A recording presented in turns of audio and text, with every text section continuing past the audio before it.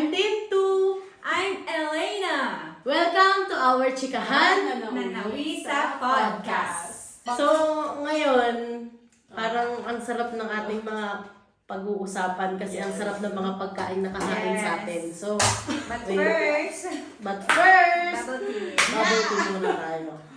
So, parang ang chill lang ng ating mga ganap ngayon. Ang sarap ng mga pagkain natin, mga favorite pa natin. At syempre, ang ating sponsor Jollibee. Hindi yan hindi yan sponsor. hindi yan prank. May laman talaga yan. Ano yan? Jollibee, punong-puno yan. Kuha na tayo. Fried chicken. Chicken Joy. Ito yung, ano yung favorite part nyo sa chicken? Ba't yung tinitissue? Ako Thai part. Ako wings. Thai, para Thai tayo. Yan. Anong topic natin? Ang topic natin for today's video is Something na something meron na tayo we have in common. At ano Common, yun? kasi ano yun? Bilang common anak ng OFW. anak ng open. Unang agad. Oh, Chicken lahat. Pag-uusapan natin yung mga experience natin. Nung naiwan tayo ng, Mga magulang. mga parents. Mga Sobrang parents. lungkot ba tayo? kung nalungkot ba tayo or nagwalwal pa tayo talaga. May times na nagwalwal, may times na malungkot, may times na yung mga masaya. ganong times natin. Yung pros Mixed and cons emotions. nung Okay. naiwan tayo. Mm-mm. Ilang taon ba kayo nung iniwan kayo ng Okay. Ako, 3 years old. Pero yung tatay ko, since birth. Yung parang pagkaanak ko, ilang months lang ay umalis na Umalis na siya. siya. Mm. Pa-Italy na agad. Oo. Yung mama ko naman ay 3 years. Mm. So, pinadede niya muna ako and then, after niya magpadede, sasara na siya. Ako hindi ko actually alam yung exact na ano kasi super bata pa ako noon eh. Basta ang alam ko lang, si nanay ko nagko-Korea noon. Yung tatay ko, namatay siya, pinanganak ako. Ay, namatay na siya. Nung Kasi bago ka pinanganak ako June. Pero namatay na siya May pa lang. So talagang Ay, lumaki akong walang bago kayo pinanganak. bago ko pinanganak. So after that, syempre, from that time, wala na akong ama.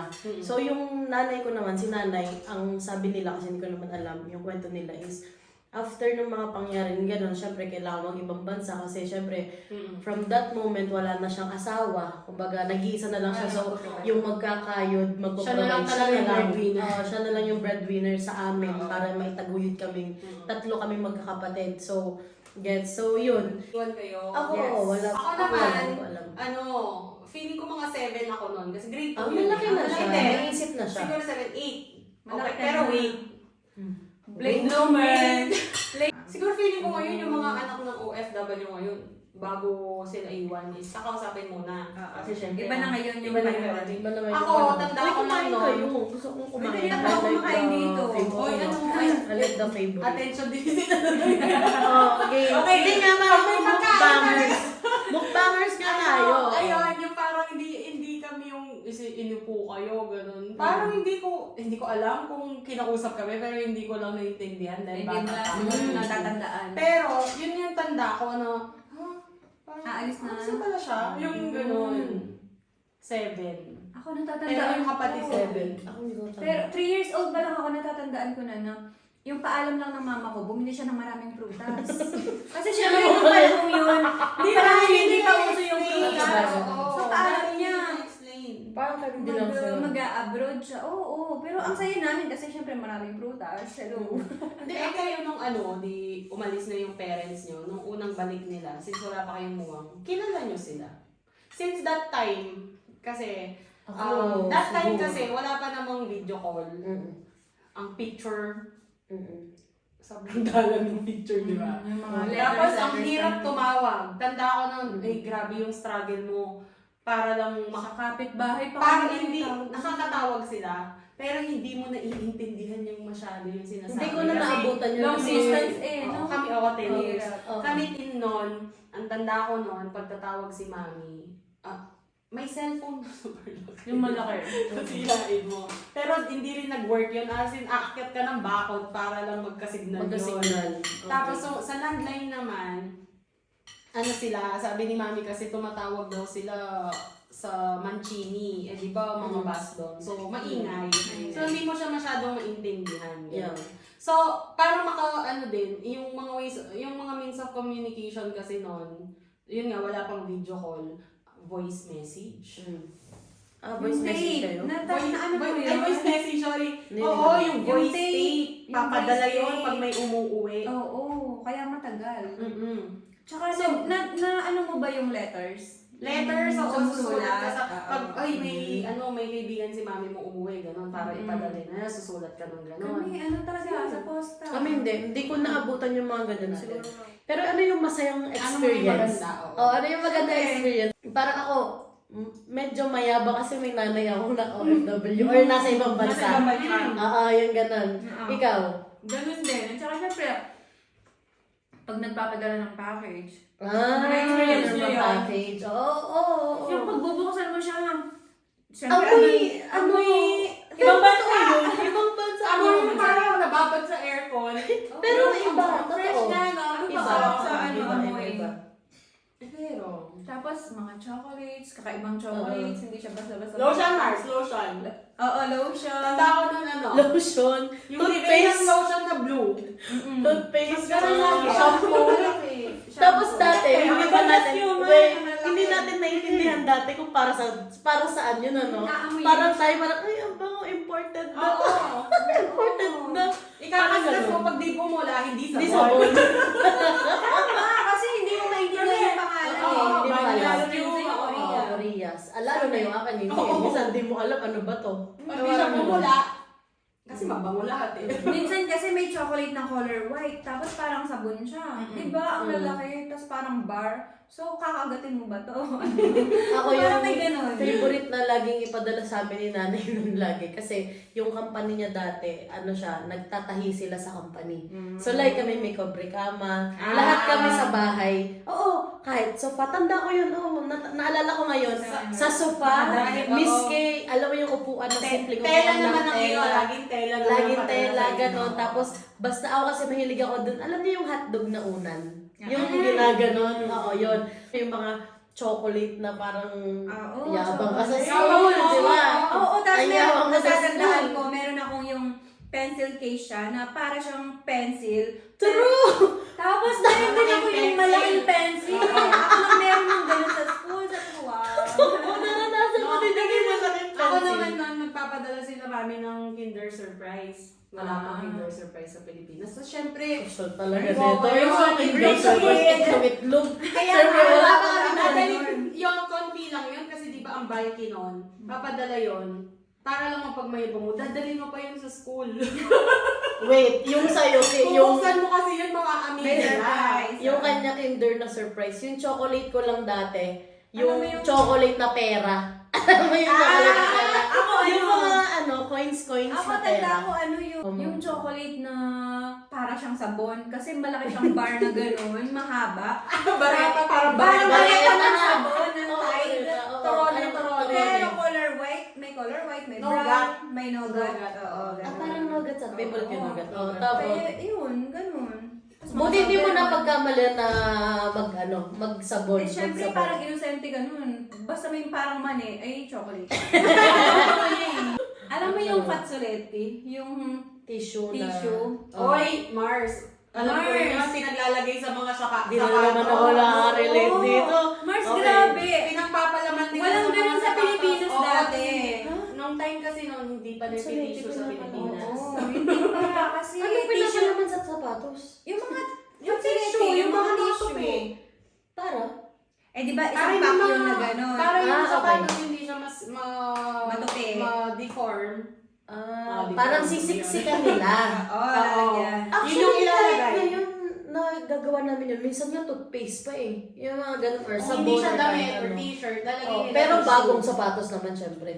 Oo. Pero Oo. syempre social ka, Hindi kasi kasi wala pang tissue. wala pang nun. tissue nun. At saka Hindi alam naman mo- sa walang tissue, pero siguro Hindi hindi ko ko alam. alam. Hindi ko Wala, naabutan. Mars. Sa inyo siguro, So, parang, hindi ko naabutan. Ano sabi mo yung ang astig tissue? dito kasi may tissue siya, tapos Ay, ay ganun. Oo, tapos Dadalhin ang mo babaw sa, ka. dadalhin mo Ang sa babaw ka. backpack mo, ganun, oh. Ay, ganun. Tapos di ba yung bubuksan mo siyang ganun, tapos, Sige. may tissue. Kasi nung May generation bawal namin, na. may tissue Oo. na.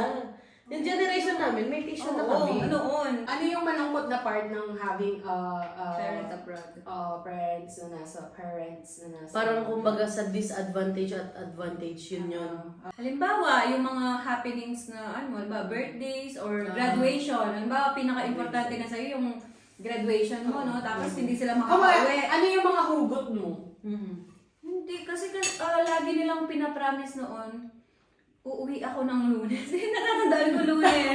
Every time na makakakita. Tagal naman ng Lunes mo, Every time. dahil. Oo, meron nga akong voice tape noon. Sabi ko, Mama, sabi mo, Lunes uuwi ka. Tapos hinihintay ko yung airplane. Grabe, ang lungkot. Alam ko yung airplane, naranas ko yan. Yung airplane.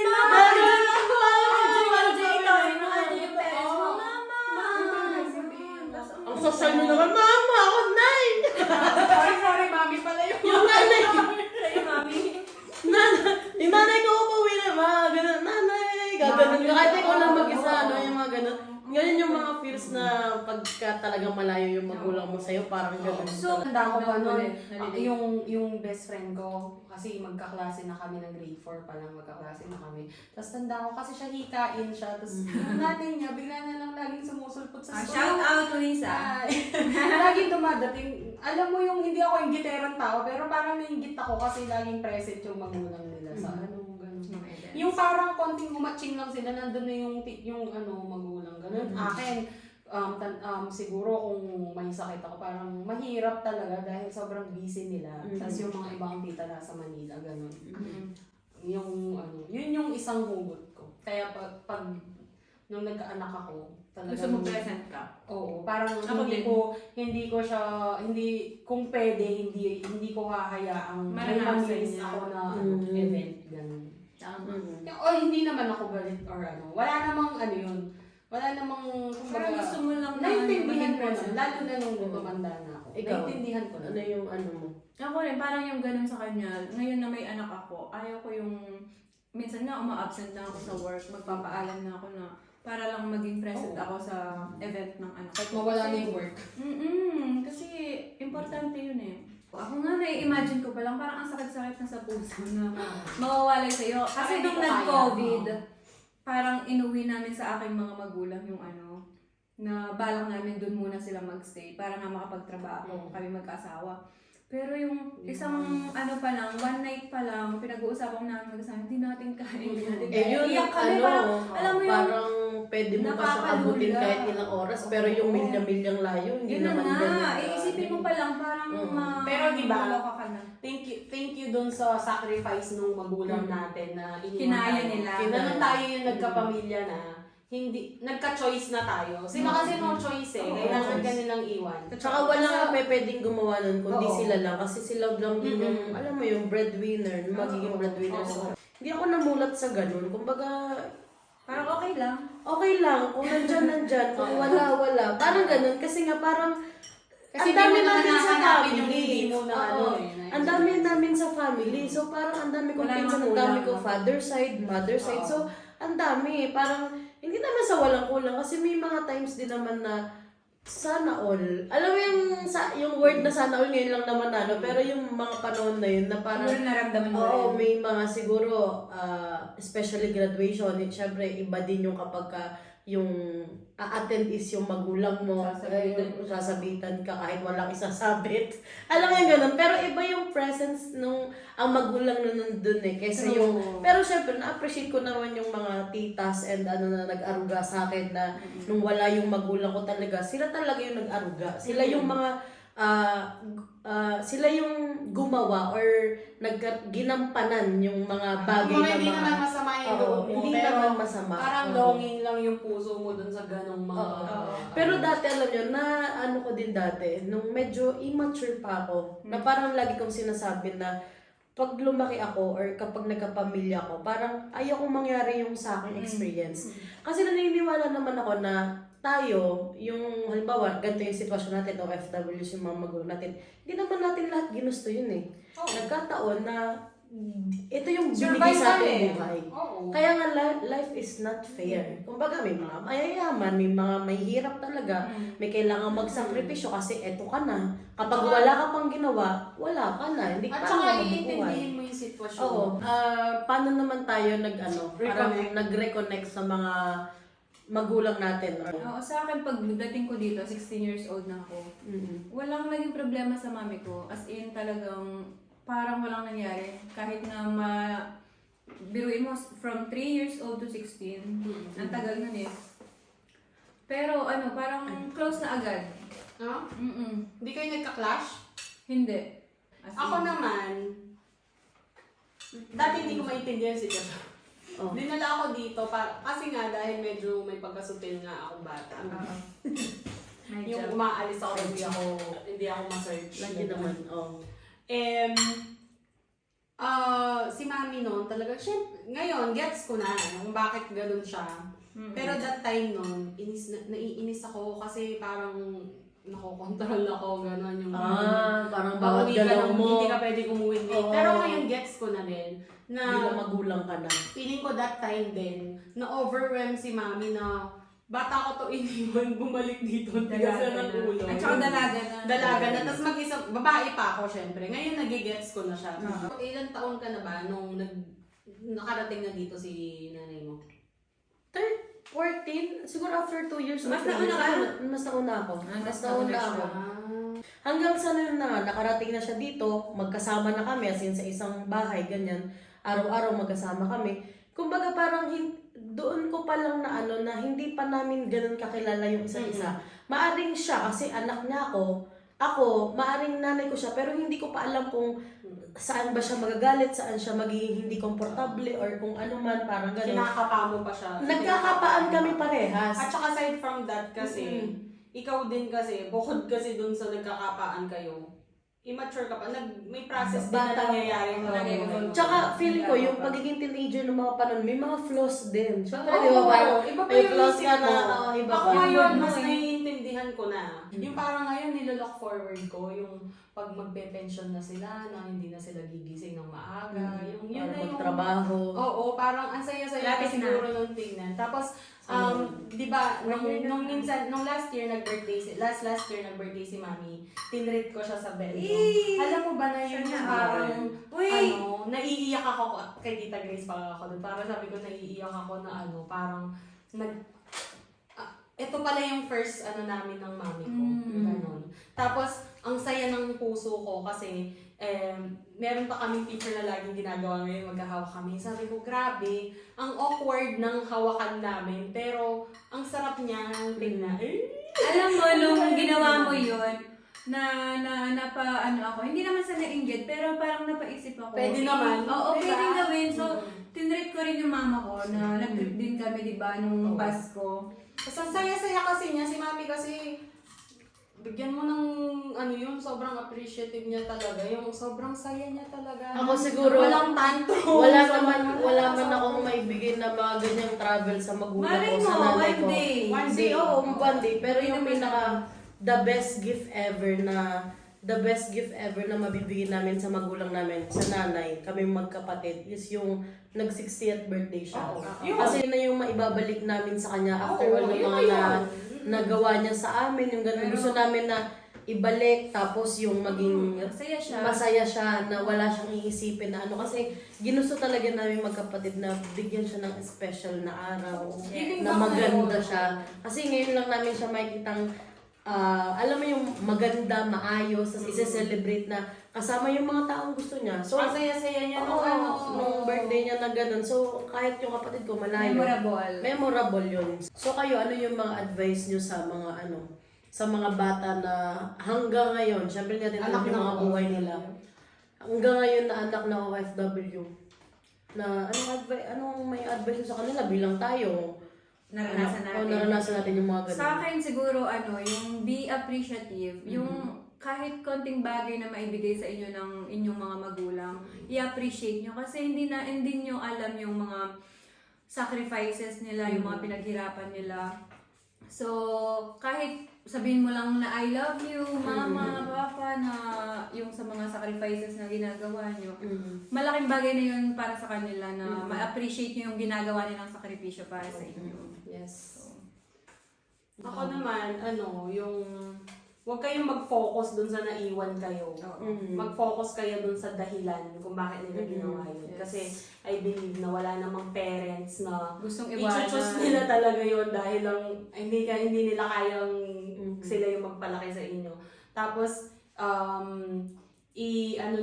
i-appreciate nyo yung small things kahit kahit magkano lang yun, kahit kung alam nyo lang kung gaano kahirap yun.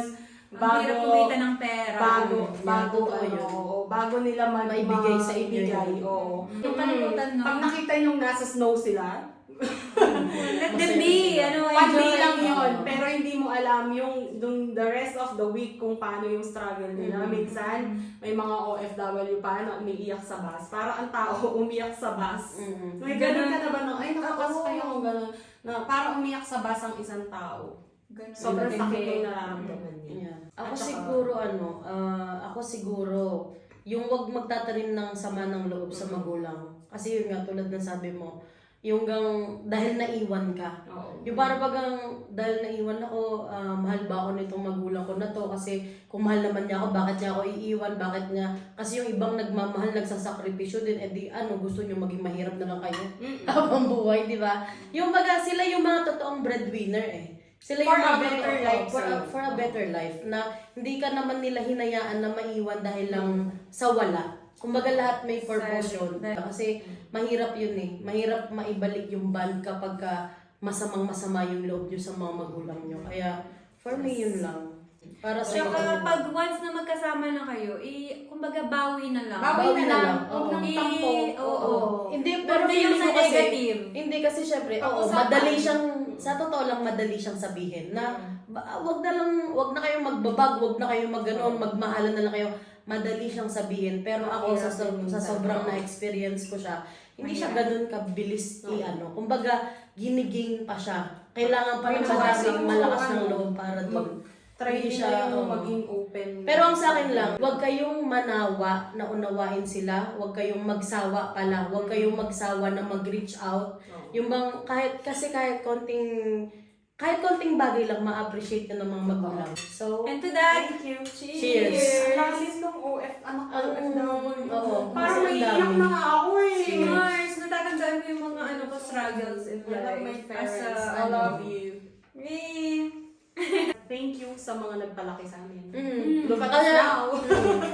hindi din naman dahil dun sa mga Siyempre, apart dun sa mga magulang natin sa nag-sacrifice, sobrang salamat din naman sa mga nag-aruga sa atin. Sana proud Hindi lang sila. sila Sobrang nag-aruga proud. kasi minahal din nila tayo talaga. Totoo. Kumbaga, Lahat hindi ng naman may tayo ganun din magiging mabuting tao, kundi din dahil sa mga nag-aruga sa atin. Hanap kayo ng tao na mamahalin yung anak mo talaga. Oo, Hindi mahirap lang din. parang hindi lang dahil pinapadalan mo. Oo. Yung kasi Kayo. pag sinabi ng nag-alaga sa'yo na Proud ako proud sa'yo. sa'yo. Proud sa Oo. mga achievements. Sobra. Di ba? Oo. Oo, alam mo yung nung umuwi kami na nakita niya yung mga anak ko kung paano sila din yung mga anak ko. Yung parang nakaka-proud. Sabi niya, totoo, sabi niya proud. Sabi niya proud ako sa iyo. Totoo. True. Until I... Ngayon na lang tayo nagiging emotional. Hindi kasi parang halimbawa, ganda na topic. Ayan, nakakaiyak na to. Hala. Ikaw, kasama mo sila, yung mga nagpala. Hindi kasi dati, hindi naman kami ganun ka-vocal. Parang ngayon na lang. Parang, Ako at kasi dumating ngayon dito. ko na lang din naiintindihan lahat, na-appreciate lahat ng bagay. So, Lalo pa, Parang- pag magkakaanak ka na. oo. Doon mo Kaya na- parang Di ba, masabi mo Mars? nakakaiyak. Hindi ba? Di ba? Yung ba parang Yung sacrifice makita nila lang, na- oo, alam mo masacrifice nila. yung mama ko sabi niya, Uy, ano? Mars, totoo Mars, start mo na. Mm. Yung mama ko sabi niya, alam mo kung yung isang timba, yung iniyak kong habang, ay, totoo Diyan ako nga. face mo to Mars. Yung iniyak niya, hindi lang isang timbang, hindi lang siguro isang bagay. Pag namimiss ka na, Kumakain lang naman tayo. Mars, pag namimiss ka na, tapos Pag-usapan natin yung next. Pag-usapan natin next time. Hindi, pag-usapan naman natin next time yung mga tao na nagpalaki sa atin. Kung paano sila, kung paano sila sa atin. Nagpalaki nung hindi naman tayo, pero may responsibilidad sila sa atin. Pero yun lang, nagkaiyakan na kami. Yung kainan mukbang lang naman to, pero nagkaiyakan kami. Pambihira naman. Thank you So thank you for watching or for listening. And, Thank you for listening. So, I hope na meron kayong napulot at natutunan. Or parang na-relate naman, nakarelate kayo. Yung mga anak na OFW. Oo. Sana makarelate kayo kasi yun yung mga experience namin at kung mga kulang pa yun. At Edi, thank you Lord kasi may something in Yung common mga tayo. nanonood na anak ng OFW, baka may Oo. mga experience kayo. At saka yung I-comment nyo na nga yung mga OFW. May mga pa-comment na. comment Uy, ko. malay mo, Comment ano yung tayo. Nakarelate kayo or tama Nakarelate ba kayo or yung hindi. pinagsasabi namin. Oo. Or may kanya-kanya kayong experience, kayo na yan kasi ito yung mga na-experience Ito lang po naman yung natin. experience namin. Next episode natin, maganda yung mga pag-uusapan natin sa mga susunod. Pero Of i-topic course. natin yan, no? Yes. Yung mga nagpalaki Thank naman you. sa atin. So, cheers! Parang appreciation na Appreciation. Thank you. Appreciation. Thank you to Thank you. OFW's mother and fathers. Yeah. See you sa next episode! Bye-bye!